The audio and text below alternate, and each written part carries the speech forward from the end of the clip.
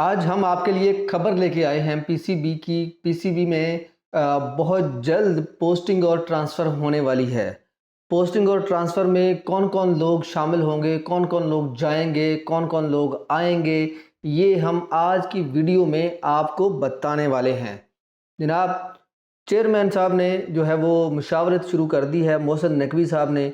मोहसिन नकवी साहब लोगों को मिलना शुरू हो गए हैं। उन्होंने कहा है कि जी सबसे पहले तो उन्होंने चेंज करना है women wing, PSL, media, commercial और हाई परफॉर्मेंस सेंटर में नए चेहरों की आमद मतवक्के है जी। ये मैं आपको बावसूख ज़राए से खबर दे रहा हूँ। ये चीज़ें चेंज होने वाली हैं। उसके बाद उस्मान वाला को किसी और डिपार्टमेंट में भेज रहे हैं। ये तो खबर आपने देख ही ली होगी। ये तो खबर पहले भी आ चुकी थी।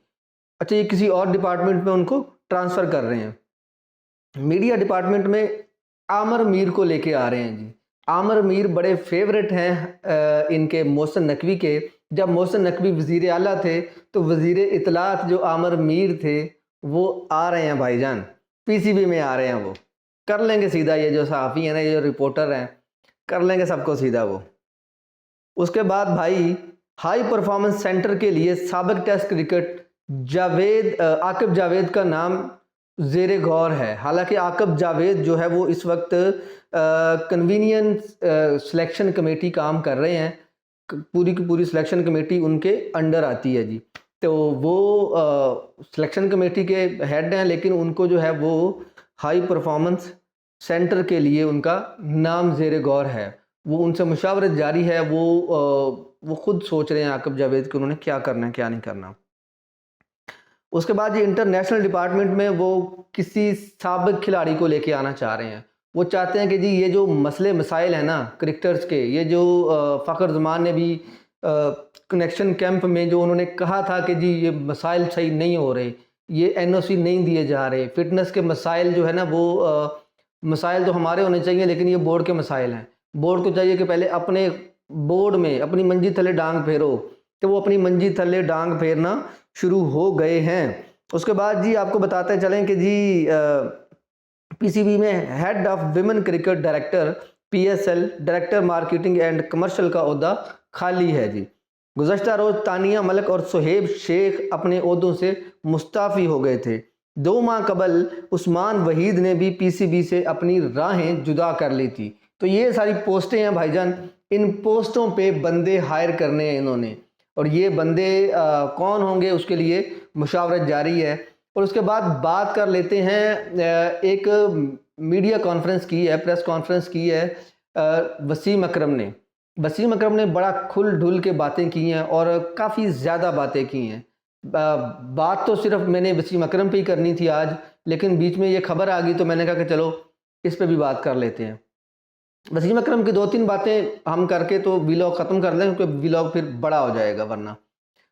तो वसीम अकरम ने सबसे पहले उन्होंने बात की है कि जी आपको एक बात बता दें कि जब मोहसिन नकवी साहब आए थे ना जी, मोहसिन नकवी साहब ने वसीम अकरम को ऑफ़र किया था कि जी आप आएँ पीसीबी में, कोई ओहदा संभालें और पीसीबी की क्रिकेट जो है ना वो पाकिस्तान की क्रिकेट इसको ठीक करें। लेकिन वसीम अकरम ने कहा था कि वसीम अकरम को पहले भी ऑफ़र होती रहती है, लेकिन वसीम अकरम इंटरेस्टेड नहीं है पाकिस्तान की कोचिंग वोचिंग करने के, पाकिस्तान में कोई भी ओहदा पीसीबी में लेने के वो इंटरेस्टेड नहीं है वसीम अकरम। वसीम अकरम अच्छी खासी तारीफ़ करते हैं इनकी मोहसिन नकवी की। वो मोहसिन नकवी को अच्छा समझते हैं। वो समझते हैं कि शायद वो इस क्रिकेट को ठीक कर लेंगे, तो इसलिए वो उनकी तारीफ़ करते हैं। जब उन्होंने ऑफ़र किया उनको कि जी आप आएँ पीसीबी में और कोई ओहदा संभालें, क्रिकेट को ठीक करें, उन्होंने कहा मैं तो अवेलेबल नहीं हूँ जी, मैं आपको कुछ बंदे दे देता हूँ। जैसा कि उन्होंने कुछ बंदे जो दिए आपने देखे वो बंदे, और वो बंदे काम कर भी रहे हैं। तो उन्होंने खुद तो नहीं किया, लेकिन उन्होंने अपने बंदे अकोमोडेट करवा लिए।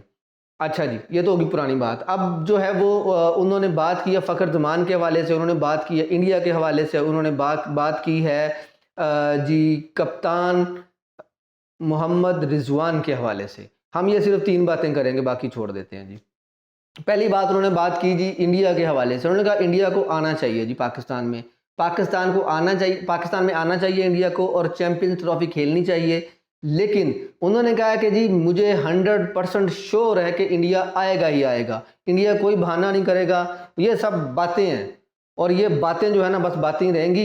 इंडिया लाजमी आएगा और खेलेगा पाकिस्तान में। पाकिस्तान के जो शायकीन हैं वो बहुत मोहब्बत करते हैं इंडिया के क्रिकेटर से। उन्होंने नाम लिए बाकायदा, उन्होंने कहा रोहित शर्मा, विराट कोहली, ये जो बुमराह हैं, और उसके बाद उन्होंने हार्दिक पांड्या का नाम लिया। उन्होंने कहा ये लोग जो है ना, लोग इनको, पाकिस्तान के लोग इनको मोहब्बत करते हैं और वो चाहते हैं कि ये पाकिस्तान में आए, पाकिस्तान के ग्राउंड्स में खेलें और हम उनको जाके अपने ग्राउंड्स में खेलता हुआ देखना चाहते हैं।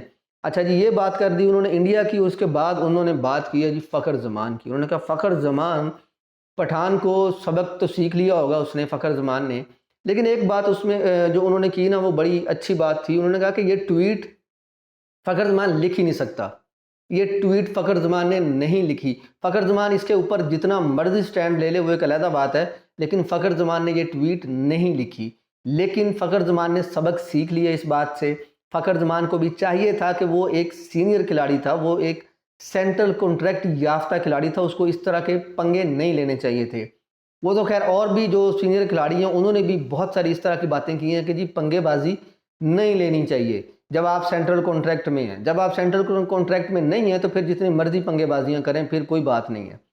अच्छा जी, उसके बाद उन्होंने बात किया मोहम्मद रिजवान के ऊपर। उन्होंने कहा मोहम्मद रिजवान बेस्ट ऑप्शन थी पीसीबी के पास, जिसको उन्होंने कप्तान बनाया। और मोहम्मद रिजवान जैसे पीएसएल पहली दफ़ा उनको कप्तान बनाया ना पीएसएल का, तो मुल्तान सुल्तान के उसमें टीम में, तो उन्होंने पहली दफ़ा ही उनको, मुल्तान सुल्तान को पीएसएल का ट्रॉफी उन्होंने जितवा दी थी। उन्होंने कहा कि टैलेंट है उनमें, बेहतरीन किस्म का वो टीम को लेके चलते हैं, वो लेके चलेंगे भी। उन्होंने कहा जिस तरह से वो पीएसएल की मुल्तान सुल्तान को खिलाते हैं, उस तरह से उन्होंने पाकिस्तान की क्रिकेट को भी खिलाएंगे। पाकिस्तान के नए टैलेंट को आगे आने का मौका मिलेगा।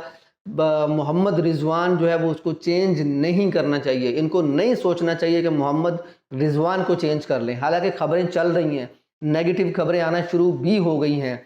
शायद अब वसीम अकरम की बात सुन के ही लोग जो है ना वो कोई मुनासिब खबरें जो है वो नेगेटिव खबरें ना दें, मुनासिब खबरें देना शुरू हो जाएं, क्योंकि बहुत नेगेटिव खबरें कल से आ रही हैं कि जी ये जो सीरीज़ खेलने जा रहे हैं, इस सीरीज़ के बाद तो फारग कर दिया जाएगा रिजवान को।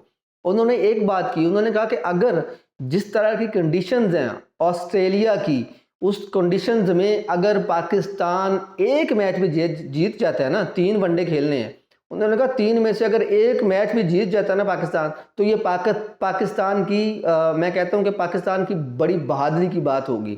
ये वसीम अकरम ने कहा है, ये मेरे अल्फाज नहीं है, वसीम अकरम के अल्फाज हैं। उन्होंने कहा कि जिस तरह की टीम आपने भेजी है ना, ये मुश्किल है जीते वहाँ से, सीरीज़ जीते। उन्होंने कहा ये एक मैच भी जीत ले तो बड़ी बात होगी, हम कहेंगे कि बल्ले बल्ले मैदान मार लिया। T20 की टीम उन्होंने कहा बैलेंस है, लेकिन T20 में उन्होंने कहा कि क्योंकि वो इसलिए बैलेंस है कि T20 में एक तो फलूक लग जाता है, तुक्का लग जाता है। दूसरा उन्होंने कहा कि जी उनके नए खिलाड़ी हैं, ज़्यादातर उनके जो सीनियर प्लेयर्स हैं वो नहीं शामिल उनकी T20 में। तो इस हवाले से जो है ना वो T20 में पाकिस्तान का तुक्का लग सकता है, पाकिस्तान जीत सकता है T20 में, लेकिन वनडे में बहुत मुश्किल है, बहुत मुश्किल है रे भौवा।